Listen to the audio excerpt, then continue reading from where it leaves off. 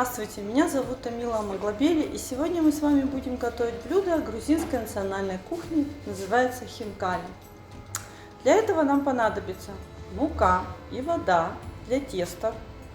Тесто замешиваем обычное, пресное, то есть воду с мукой смешиваем, подсолили, замешали, дали тесту отдохнуть.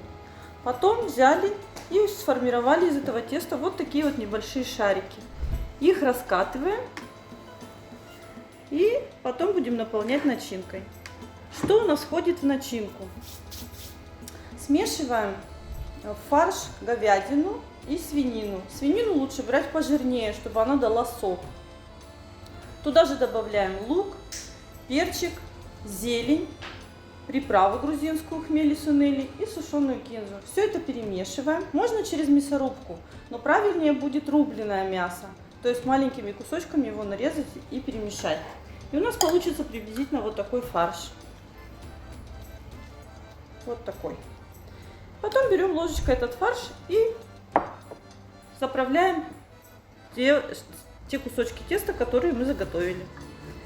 И лепим из них грузинские пельмени, скажем так.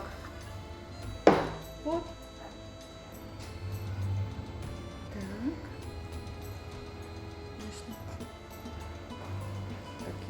Потом варим их 5-10 минут, когда всплыли, 5-10 минут варим, и у вас получаются вот такие вот хинкали. Посыпаем сверху молотым перцем.